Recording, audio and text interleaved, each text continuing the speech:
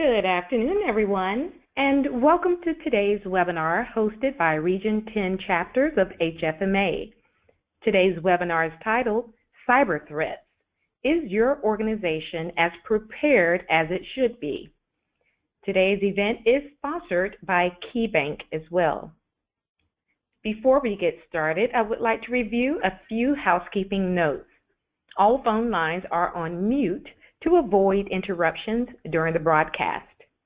In your audio panel, you may select to listen to this broadcast using your computer's mic and speakers, or you may select telephone to receive a dial-in number. To access a copy of the presenter's slides, please expand the Handouts panel located to the right of your screen and select the PDF file. At the conclusion of today's presentation, we will have a Q&A session. However, you may submit your questions at any time by typing them into the questions panel also located to the right of your screen. For today's presentation, we have two guest presenters, Noah Derma and Sean Murphy. Noah is Security Officer at InstaMed. Prior to joining InstaMed, Noah was Epic's Chief Privacy and Security Officer and managed Epic's Security R&D team. He has been a network administrator for a large financial technology services company and a technology consulting firm. Sean Murphy serves as VP and Chief Information Security Officer for Premera Blue Cross. He is responsible for enhancing an enterprise-wide security program that minimizes risks, further strengthens the health plan company's security posture, and creates a competitive advantage for Premera. So without further delay, I'd like to hand over the call to today's guest presenters. Noah, I believe you are up first. Thank you so very much, and appreciate everyone for joining this webinar today. A little bit about InstaMed and who we are. We are a healthcare clearinghouse and payment processing network, delivering payments to basically 2/3 of the healthcare market, processing tens of billions of dollars in healthcare annually, with all the certification and compliance that you'd expect from a network focused exclusively on healthcare payments. Based upon the introduction, no need to sort of hammer home this point again. And one thing that I think we can all be aware of is that the healthcare industry is under a greater risk, a greater threat than ever before. In 2015 and 16, we saw an increased number of hacking and IT incidents in healthcare. And 2016 saw the most healthcare data breaches than any other year before it. And, you know, on self-reflection and sort of analysis, basically 1 in 2 healthcare organizations are not confident in their ability to keep cloud data secure. And so what we've seen, and I'm sure Sean can echo this as well on his part, is that the underlying data that healthcare systems have is big money.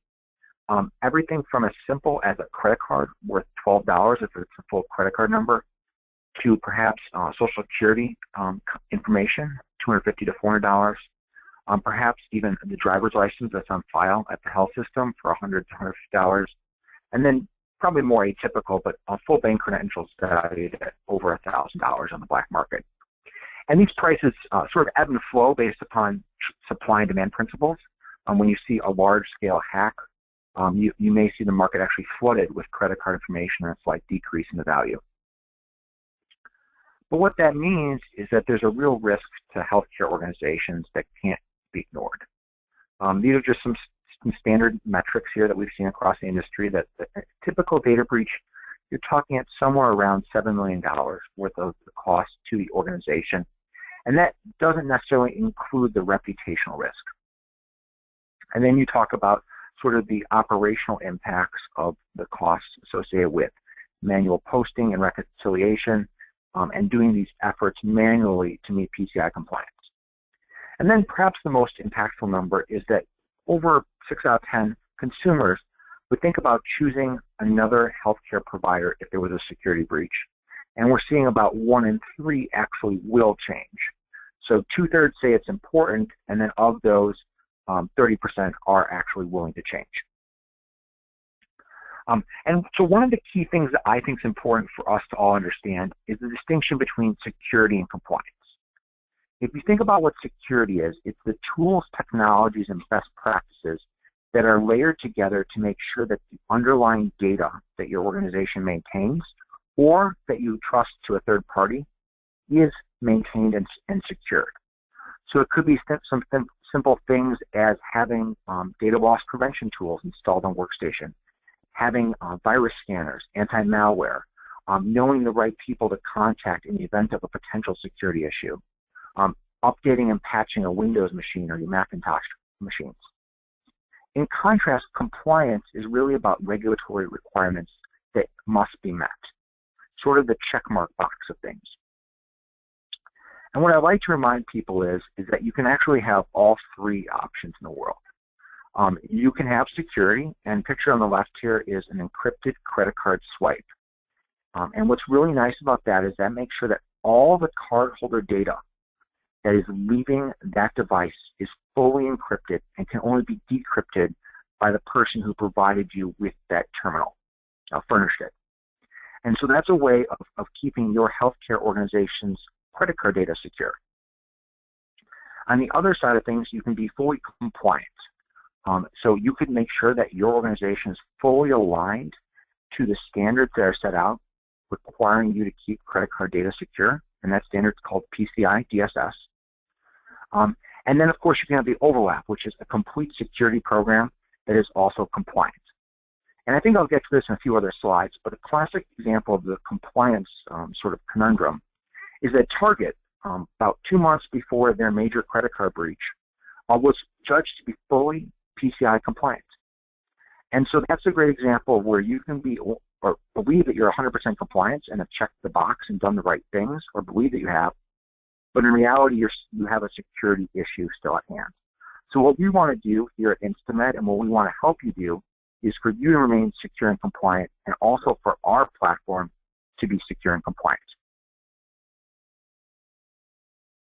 And when you think about payments across the healthcare industry, we've seen this change over the past, I call it 3 to 4 years, this push towards consumerism.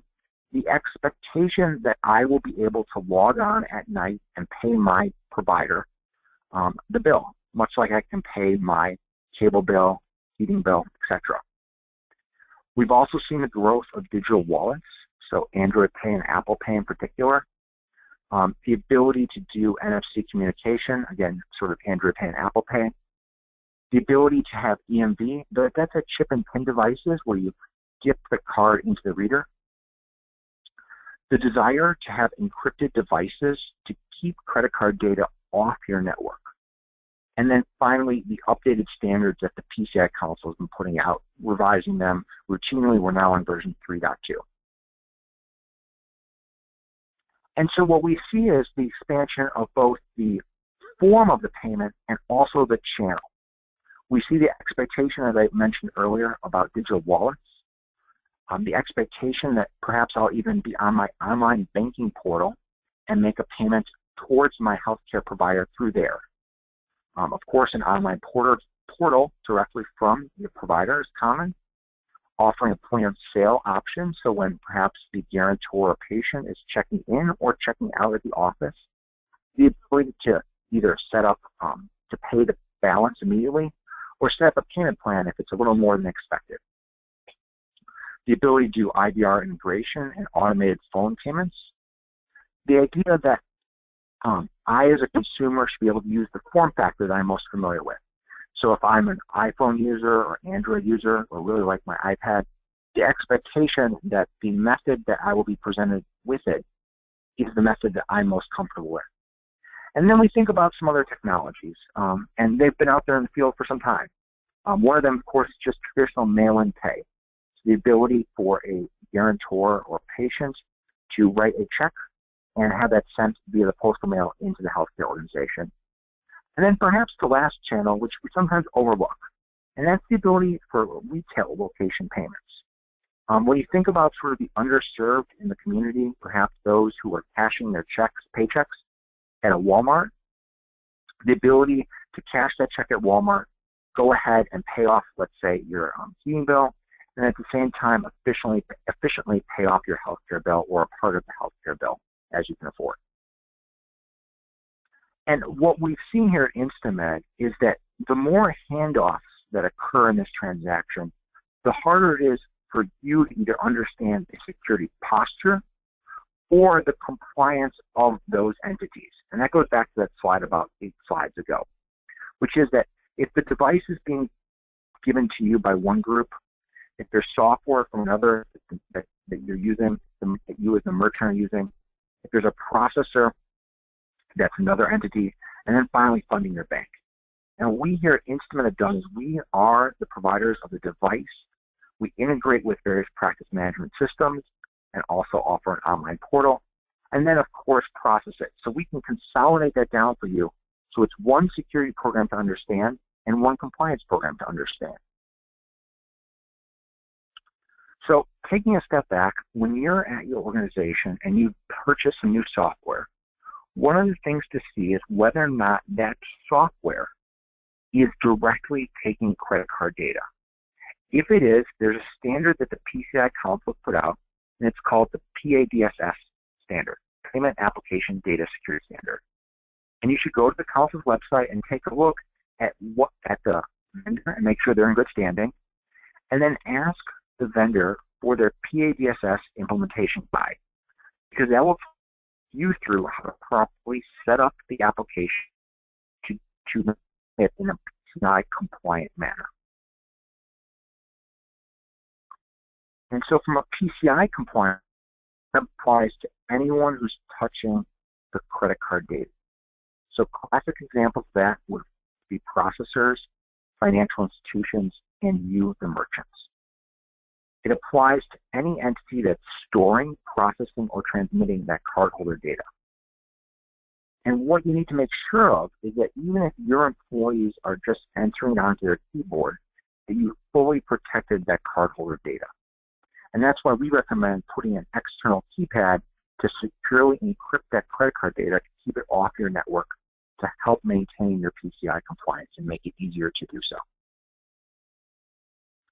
And so when you think about what you should be asking for, thinking about, you as the merchant need to be PCI DSS compliant, and you want your processor, including InstaMed, to, of course, be a PCI Level 1 service provider. It's not simply enough for the processor to be PCI compliant, and it's definitely not enough for you just to be PCI compliant. And if you ever want to check on whether or not the entity that you're dealing with is PCI certified, you can go to either Visa or MasterCard's website and review who is listed there and make sure that they're in good standing.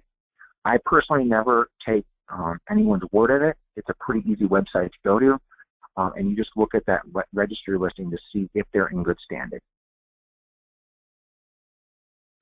So one of the technologies that we at InstaMed and across the industry you've seen rolled out recently is the ability to have what's called point-to-point encryption.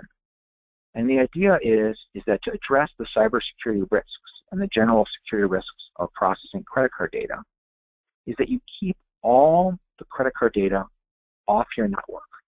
And instead you encrypt that payment information on the device, and we have a couple of those devices pictured at the left, let's say inside your clinic, and it encrypts all the data before it leaves the device. So this will protect swipe transactions, dipped transactions, inserted transactions, so there's new EMV, chip and pin technologies. Also, it will protect key transactions. So instead of entering it on your physical keyboard, you would enter it onto the pin pad on the device itself. And then, of course, it will also protect tap transactions. So in that case, Android Pay or Apple Pay.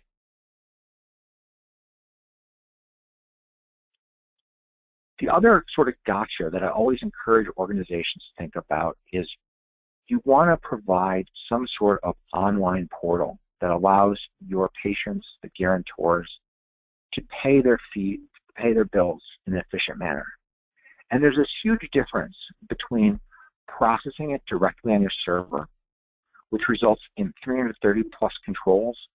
And I think even saying 330 sort of understates the effort. These are fundamentally tough items to get in control.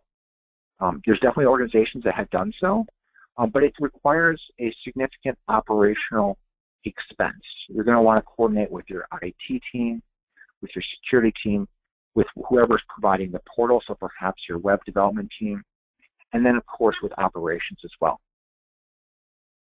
In contrast, if you embed a portal into your website, you're talking about basically a few dozen controls at most.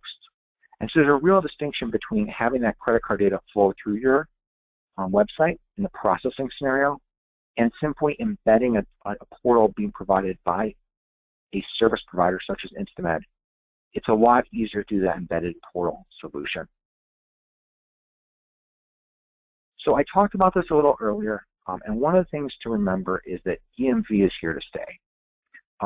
It went into effect in October of 2015, and it shifted around the liability for fraudulent transactions. So if someone were to use an EMV card at the point of sale that wasn't authenticated, wasn't using the chip and PIN technology, you will likely be on the hook for those transactions. And so it requires some organization from the entity that is providing the devices and processing it. You basically need to go through an EMV certification process. But the key takeaway here is that the liability shifts if you're not using EMV-capable devices. And the other thing to remember is that EMV technology is not the same as network security. EMV is not going to protect payment card data in the event that there's, let's say, a network breach or a network compromise. It is simply protecting it at the point of service. And the reason why this is often confused is because many EMV devices also support P2PE, that encryption that I talked about earlier. So the other thing that's here to help you is what's called tokenization. And that's the ability to store off a credit card file, but not store the entire credit card number. Instead, your organization would store off a token that can be only used on behalf of your system or clinic. So what this means is that if someone were to steal the token and run over to, say, Best Buy or Home Depot, they're not able to use it because it can only be used on the merchant ID that's associated with your organization for which it was sent to you for processing. And that's similar to how Android Pay and Apple Pay work as well. It's this representation of a card that's being used.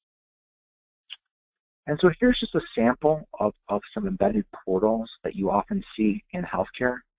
Again, the idea here is that you're capturing that data on someone else's server. In this case, it's the InstaMed embedded portal. On the left, we're capturing some basic patient or guarantor information. And on the right, we're taking in the payment information.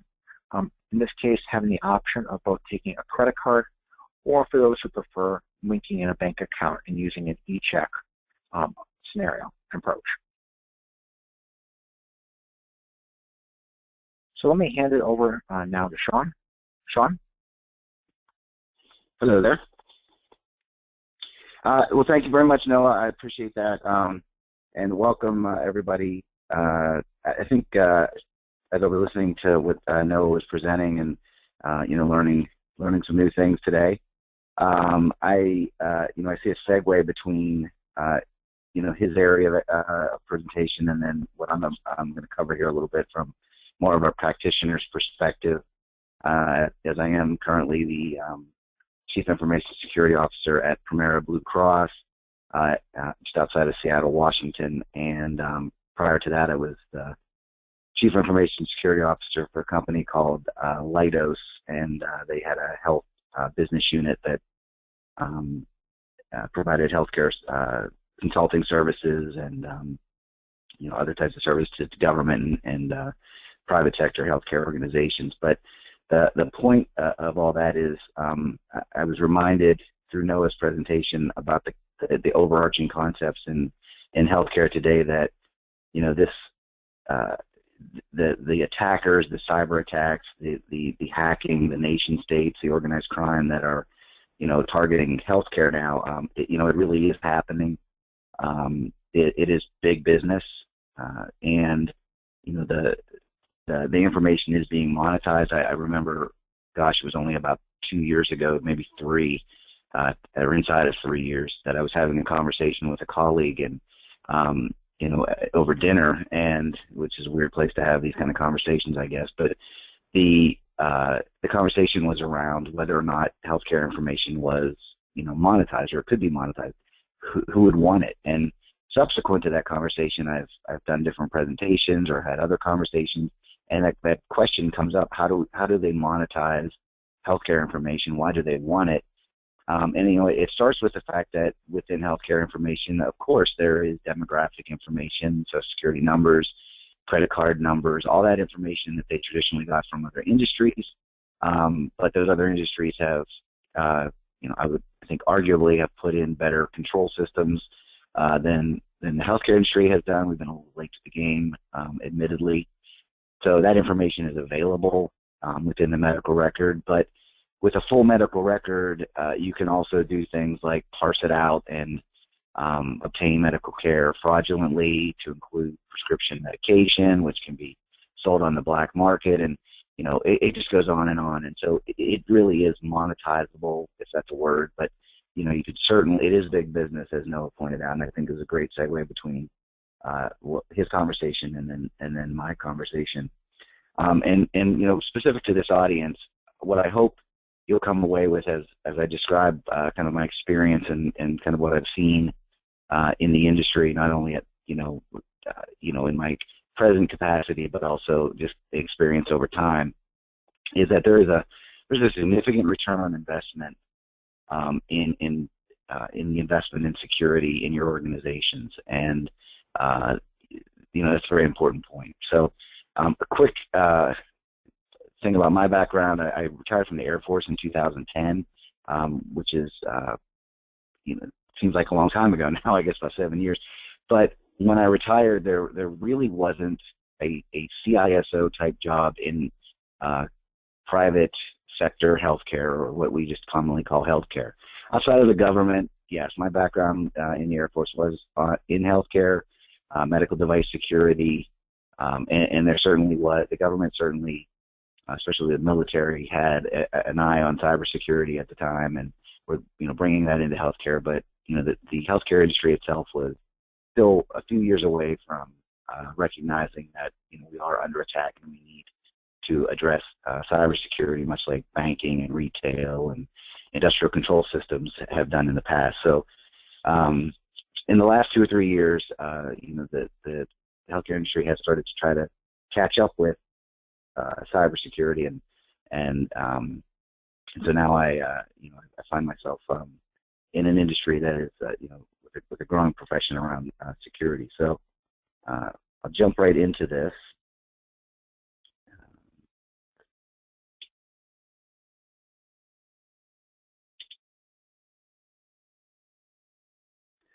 The first thing that I wanted to cover was that this is just kind of a quick look at the top breaches in healthcare in the last year. The first thing I would point out is that the numbers here are numbers of records. With these breaches happening in just the last year, the problem is we haven't seen the fines yet, and it takes about a 2 to 3 year lag time between when you have the breach and after all the investigations and all the work that you have to do with regulators and other entities, not the least of which are your customer base and your patient population, to work through the issues. The fines don't come until about 2 to 3 years later. So these are very recent breaches, and they're illustrative. They are basically 1 through 5 of the top 10 of last year. But the reason that I bring them up is because almost each one of them kind of point out an aspect within healthcare cybersecurity that that we're contending with. Like, for instance, with Banner Health.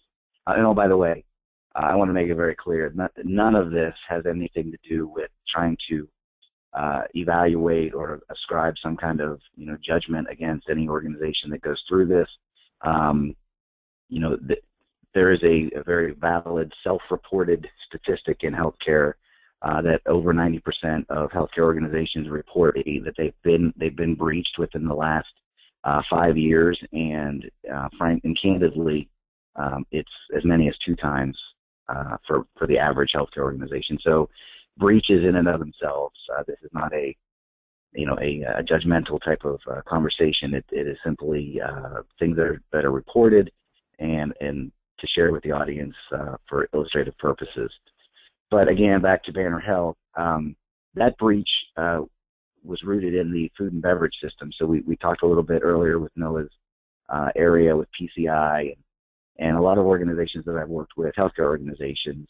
One of the kind of aha moments is when you start to talk about how their cafe or their cafeteria system or their food and beverage systems that they're connected to the network, and they bring them into PCI and PCI DSS scope, and to the extent that some CISOs or CIOs didn't know that, or maybe didn't want to acknowledge it, or what have you.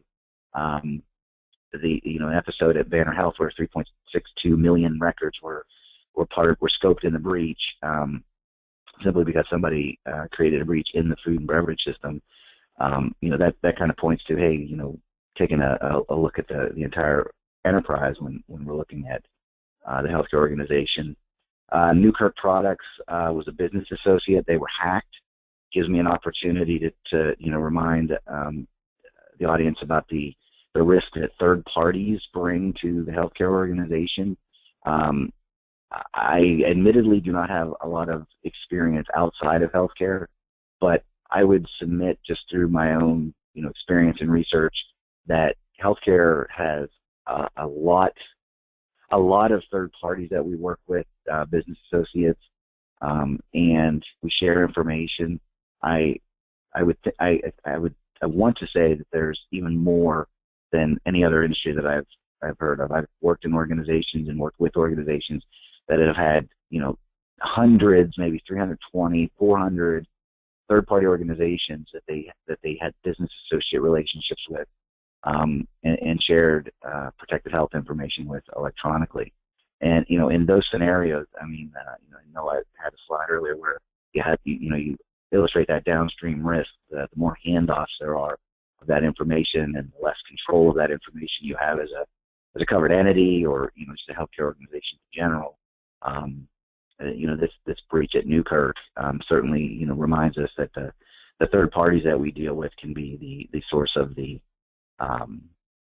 breach. And and the hacker part of it is, we growing up in this industry, we used to comfort ourselves with the idea that a data breach in healthcare was usually related to somebody losing a laptop, or maybe snooping, or some kind of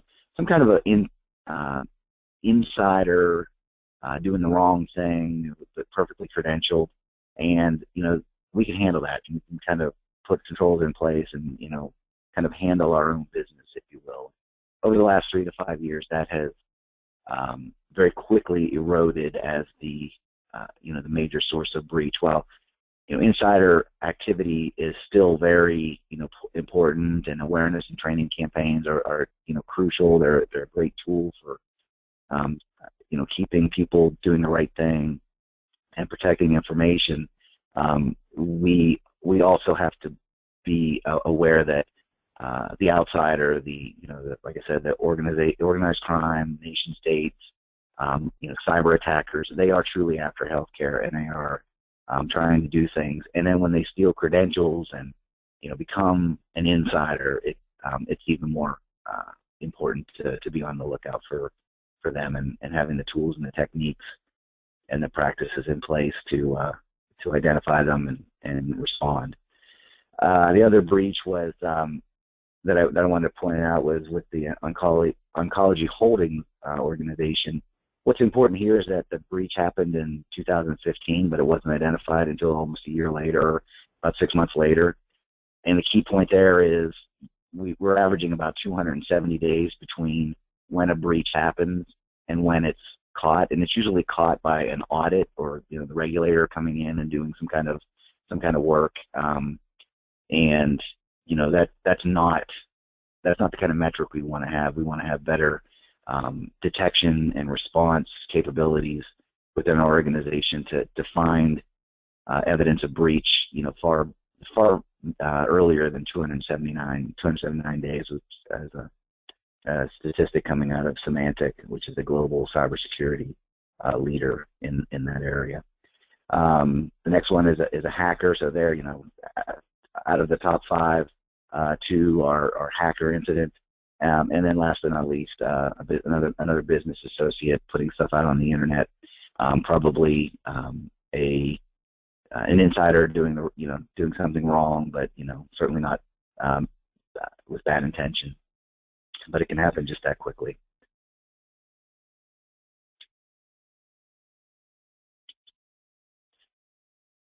So, whoops.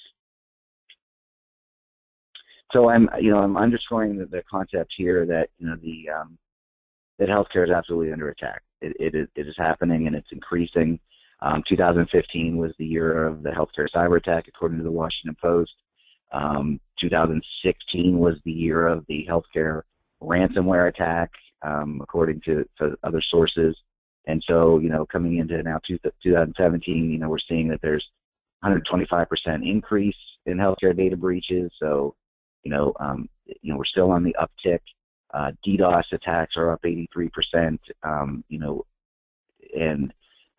One particularly insidious, threat vector for me is the phishing attack, because it is such a preferred method of infiltrating our organization is, through social media, whether it's, an email attack or another type of phishing that, we're reading about. In fact, in the Blue Cross Blue Shield Association, which Premera is a member entity of, we have a warning out right now about people doing phishing attacks, which begins with a V as in Victor, and it's calling people on the phone and trying to get information from them as you spoof the identity of like a Blue Cross Blue Shield, customer service representative, trying to get a member ID from any of our members and get other personal information from them. So, we've published a warning across the association that that's not the manner in which we get information from our members. And so those kind of attacks, though, are particularly hard to defend against. And as soon as somebody clicks on a link and downloads an attachment or something, and the malware comes on the on the network, there's a lot of things we have to have in place to detect that and prevent it and detect it, and then be able to respond to it. But the attacks are up; they're very cheap to do. Some of the malware that we're finding in the environment is recycled from attacks against banking and retail. 3 to 5 years ago, if you go out on the dark web, you can find these things for sale, and it's pretty scary stuff. But it's happening, and it's increasing. The spear phishing, the reason I bring that up, particularly to this audience, is, and I get this a lot in my day-to-day role right now, but just cross-industry, not just specific to healthcare. One of the common phishing attacks is to impersonate the CFO of the company. And so you'll see emails that'll come in supposedly from the CFO of that company to say things like, hey, I need you to send me this file, or please send me the payroll file for this specific department, or the more information they can give and be more specific, the better the spear phishing attack is. But key to this audience is that CFOs are commonly used as the identity of the spoofed email, and people will respond to a CEO email, a CFO email, almost without questioning it. Even if the email address is a little bit off, or even if it looks like just a Gmail address, and you just want to. Sometimes people will just assume that, hey, that's my CFO, so I better do this. So those things are up. Those kind of attacks are up. And the information is publicly available to who the CFOs are. We've got that on LinkedIn. We've got it on social media. And a lot of people ask me about social media, and it's good to be blocked at work and things like that. And there's just so much information that's out there, and I don't necessarily have a position on blocking it, because I don't think blocking it is all that effective. But just having certainly awareness around what you're putting out there, using the same password for your LinkedIn account and your Facebook account, and then if you still are using passwords at work to get onto your network, that should not be the same password, because you can imagine how many times LinkedIn and Yahoo have been compromised, and those passwords are in the wild now. So we just use different passwords, I guess, is the advice I give there. And then phishing attacks are the most common form of malware insertion and cause of breach. It's a pretty recent statistic, and I think I kind of mentioned that already, because it's hard to defend, and it's very easy to do, and it's a great way to enter your organization, without breaking through the front door.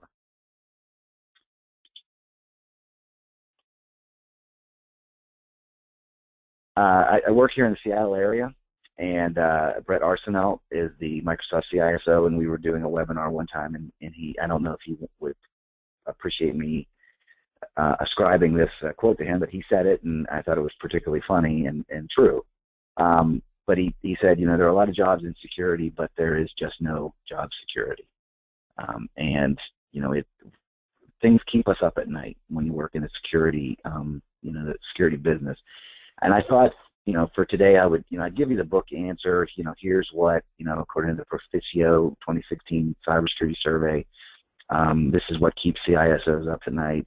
You can pick your study if you want to look at the Verizon data breach study, or look at Ponemon as a good healthcare source for this kind of information, and kind of what do CISOs or CIOs or anybody in the business, what keeps us up at night.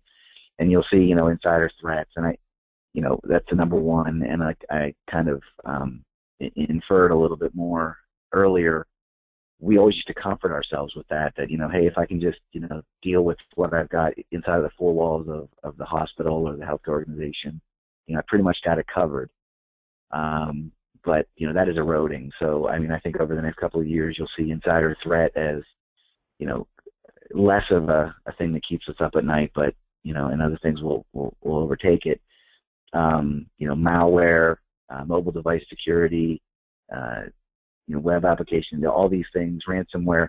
I will say one thing about ransomware before I move on, is I found that ransomware has garnered a lot of headlines. It is a prevailing threat, and I certainly don't mean to minimize it at all, but in the grand scheme of things, ransomware has got a lot of headlines that probably, other than the fact that it had great impact, we're not seeing as much ransomware attack as you might think. There's a lot more types of malware insertion that is, and the DDoS attacks are certainly more plentiful too. But ransomware just happened to be pretty effective for a period of time, and had some pretty high-profile impact, and it certainly deserves attention, but as you can see even from this graph, it's not, it's not the biggest thing that keeps the security professionals up at night. And then last but not, well, what I wanted to move into is, because I have a different list. What keeps Sean Murphy up at night is a little bit different here. Of course, phishing attacks tops my list. I kind of mentioned that. I think those are just amazingly crafty, and even the phishing tests that we run within our organization, which I highly encourage any organization to have a very robust phishing testing and awareness campaign around, so that even because at the end of the day, the end user, the carbon-based life form at the end of the computer is your first line of defense. It's your first responder a lot of times. So if they're getting the emails, reporting those emails is really important, so that if you do have a security team, which I highly recommend that you have a security team, but if they're handling those, if they're investigating those emails, you've got a fighter's chance. So engage the whole company in the attempt to beat phishing attacks. But they only have to be right once. That's the expression. And so phishing attacks top my list.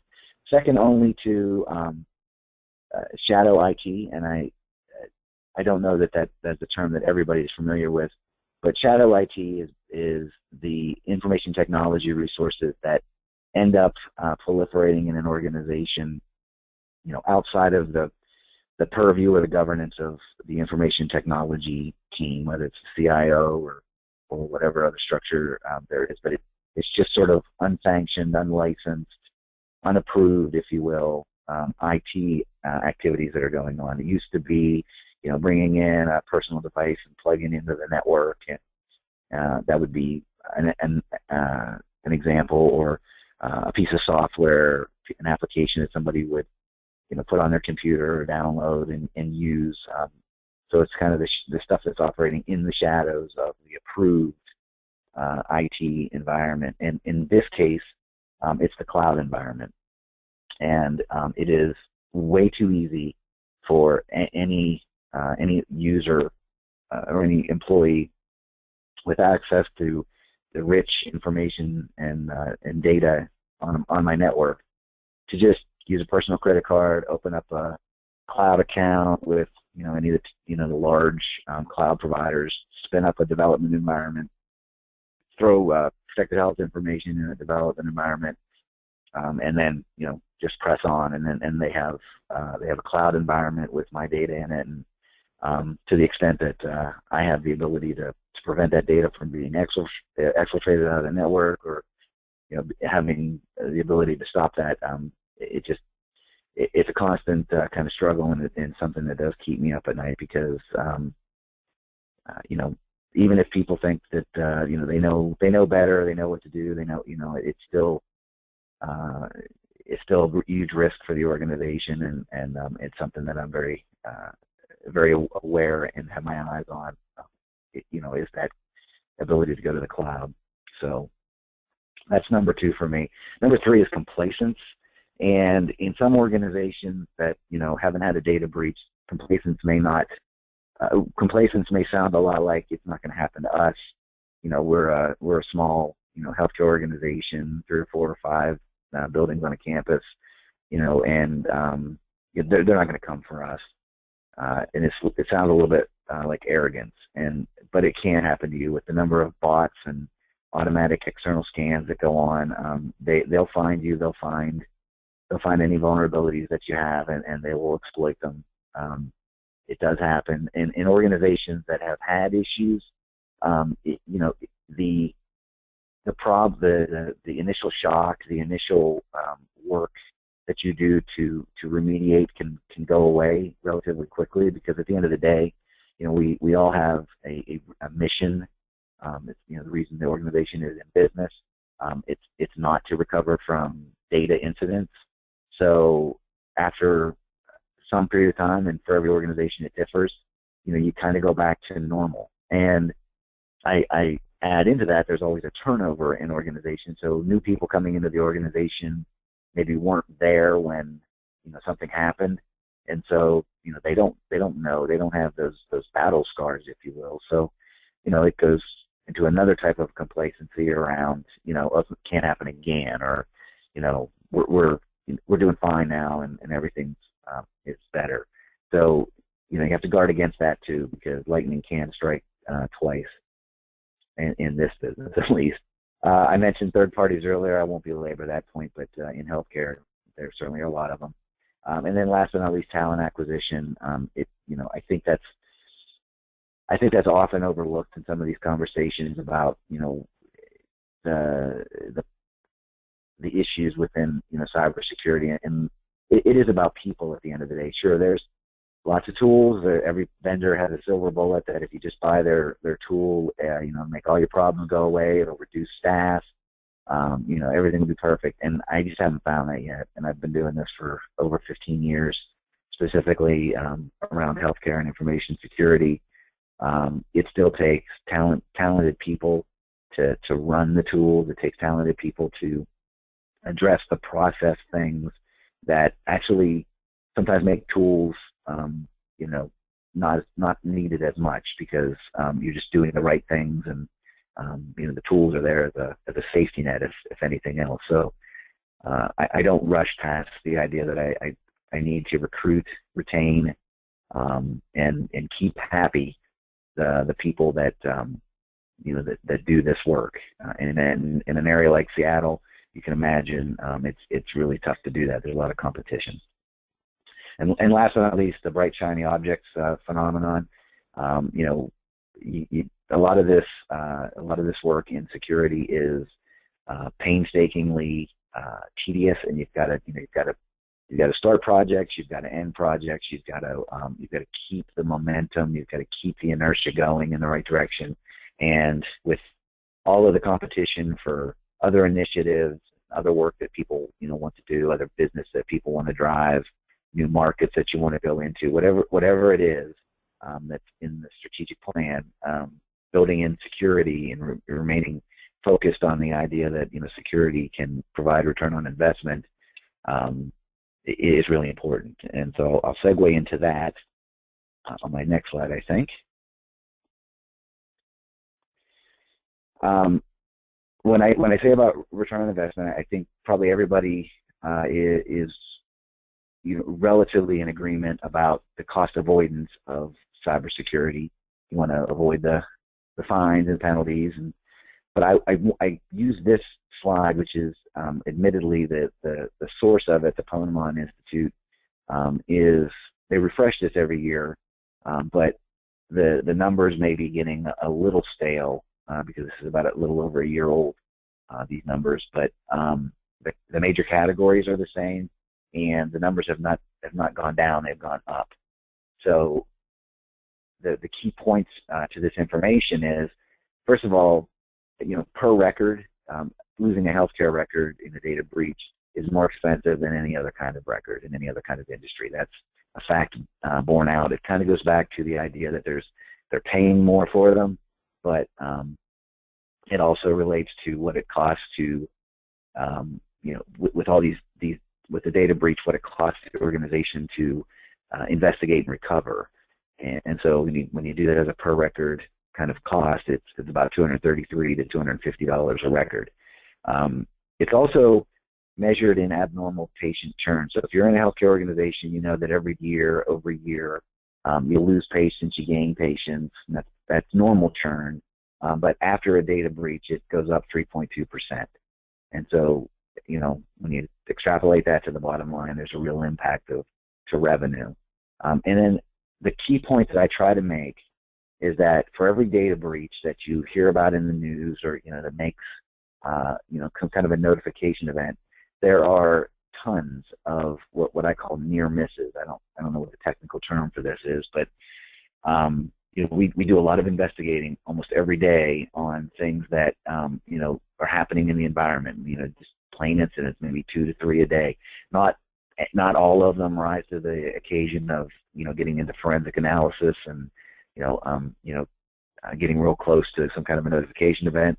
It really is routine at some level, but there's a cost to that, and so when you have something that you have to investigate, or you have to call somebody in, forensics team, or you have to really get really down into the weeds on whether or not you're just at the point where you're making the determination of whether you have a data breach here, or if there's no evidence of unauthorized disclosure or no risk of it, then and you call that a near miss, you don't have an event.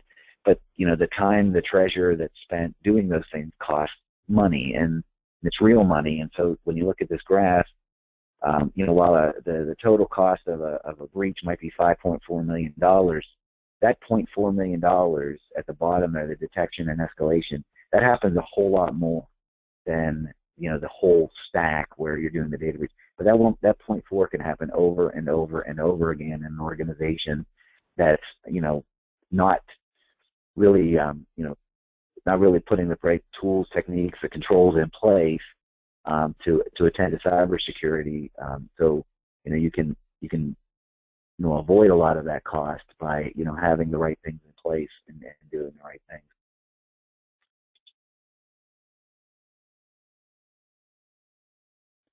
So I'm always asked, okay, so what kind of lessons learned? What kind of lessons have I learned over time? And I'll just go through these relatively quickly so that we can maybe get some questions. And of course, these are here. I don't want to drain the slide to you, but it goes back to an old adage about planting a tree. When's the best time? 20 years ago. Second best time is today. So if you haven't had a data breach, if you really even hadn't had much exposure to cybersecurity incidents in general, the advice I'm presenting here today is there's some things that you will be basically forced to do from regulators post-breach, and you'll be more than happy to do it. You will open up the checkbook, you will do it, and then it will be seen as an investment in security. So why not just just do it now? Plant the tree today, and look at some of these things, because today they're far cheaper to do if you're doing them before you've ever had a problem. When you have a problem, then things like getting consultants and vendors to help support the improvements that you're trying to make as fast as you're trying to make them, the costs are really they have you over a barrel, and I think we all kind of understand that process. So we the first thing that everybody recommends post cybersecurity event is establish a CISO position, which means a senior C-level position. HIPAA doesn't require it, but I promise you that will be something that instead of just having an individual identified as your information security officer, the advice will be make it a chief information security officer. So look at that very seriously. Make sure you're following the cybersecurity risk management framework, not something that is homegrown that we've made up over time, but something from the National Institute of Standards and Technology or HITRUST. Those are two very good ones, and they're they're synonymous, to be honest with you. But there's some mapping that between the similarities and differences, but they're both great. Incident response is really, really important. I talked a little bit about we used to do perfect prevention. That's what we were going for, defense in depth. And with the insiders, with the outsiders stealing credentials and then becoming insiders, detection and response is really where a lot more of the investment has to go. Protection is still very important, but detection and response is areas where we want to invest time and resources as well. And having that incident response plan, knowing who to call, especially external agencies like like external counsel or forensics firms or things like that, having them on a retainer now is far cheaper than trying to get them to do it at the drop of a hat when they can pretty much name the price. And then, frankly, just knowing who to call too, having that playbook ready to go. And understand that cybersecurity is not an IT problem. It's not a security problem. It's a financial problem. It's the organization's problem, and everybody has a role in addressing it, and that's really important. Awareness and culture is key to success. Building in security, not adding it on at the end of hey, did we check with security on whether or not we can make this connection? Build that in at the beginning of the project. And I think last but not least, I would end with this is, when the worst thing happens, when the breach does happen, the best organizations really lean forward and they do the notifications. They're open about what happened, and they follow the right procedures. And because customers to some extent, customers understand. They don't want this. It doesn't reflect well on the organization, but there's far more understanding and there's far more recovery from these kind of events. If you're open and upfront and you do the right thing for your customers, your patients, your business partners, and so that's probably the best advice that I can leave with you is just do the right thing post event, because bad news, like bad fish, does not get better over time. And with that, my contact information should be displaying on the screen. I'm happy to answer any questions or continue the dialogue even after this webinar. But with that, Nikki, I'll turn it back to you, and I thank everybody for inviting me to share some information with you. Great. Thank you for that. Noah and Sean, thank you both for very, very valuable information. Before I take our first question, I would like to just remind everyone to submit their questions. Just simply type them into that questions panel which is floating over to the right side of your screen. Just press that plus sign to expand it. You can type your question in, simple as that. So I will address the question about accessing a copy of the slides. So no need to wait. You can access those right now. Just right below that questions panel is a handouts panel. Just expand that and you can click on that PDF icon to download those right away. All right, so it looks like the questions, sorry, my paper in the speaker here. Okay, so our first question asks, am I able to store credit card information on file without it actually being stored at my organization?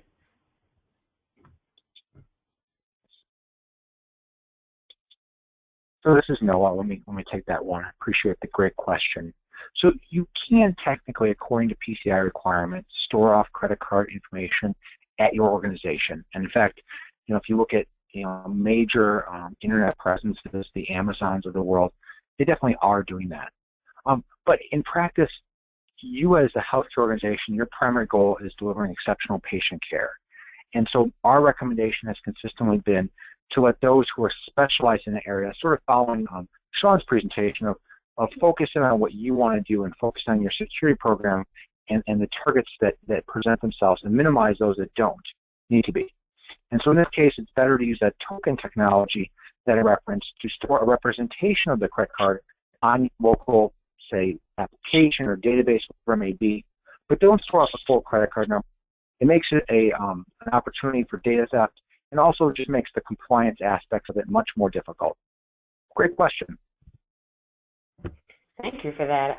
Awesome response. And our next question, this is a good one too, it asks about specific dollars. Is there a certain amount that we should spend on security, or is there some type of metric or measure of what we should be spending that we can utilize? Well, let me. This is Sean. Let me take an attempt at that one.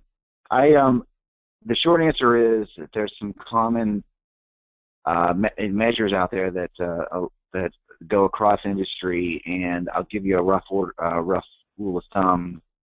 In terms of IT spending, total IT spending, the rule of thumb is somewhere between around 5% of IT spending. Now, the danger with looking at those kind of statistics is, first of all, I'm not a math major, but numerator and denominator are pretty important, and sometimes it's difficult to figure out what total IT spending is and kind of what total security spending is. We tend to do some spending in different places that is either undercounted or overcounted. It also has to map back to what you're spending those dollars and resources on, because for instance, if you don't have a risk management framework and you're not addressing true risk, and I mentioned about high trust and the NIST risk management framework, if you're not mapping your investment to those kind of control sets and reducing risk in your organization, if you're spending way more than 5%, but you're just kind of wasting the money candidly, then it's not a good thing that you're spending 10% on security, because you're really not any more secure. And to some extent, if you're at 3%, but you're really investing in your top 5 risks and reducing those to near zero, you really may be better off at that point, because you're not experiencing a data breach. But rough order of magnitude, about 5% of IT spending is a good healthcare security budget. All righty. Well, let's see. I don't see any other questions at this time, but if any come through over the next couple minutes, I will be sure to raise those on the call. So as we approach the top of the hour, I just want to take this time to thank the HFMA members and the healthcare community at large for joining this call. Also, I'd like to take a quick moment to share a few upcoming events that are sponsored by HFMA. These are a few of the in-person events that you'll see right here on your screen. And to get more details or register, you can visit Colorado's site at www.hfma-co.org. And there is a ton of replays from prior webinars as well, all at your disposal.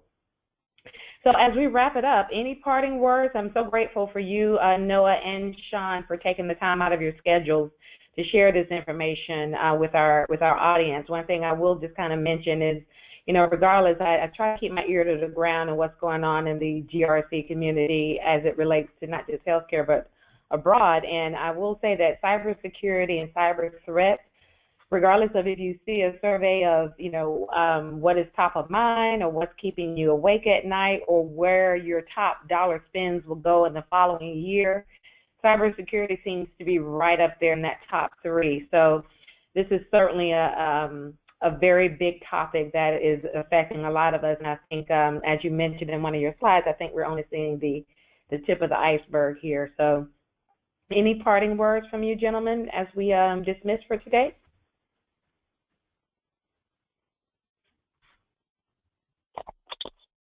Yep. Well, this is Sean. My final words are thank you very much for having me. Awesome. Perfect. Well, thanks again, gentlemen, and to HFMA and our community. Have a great afternoon, everyone.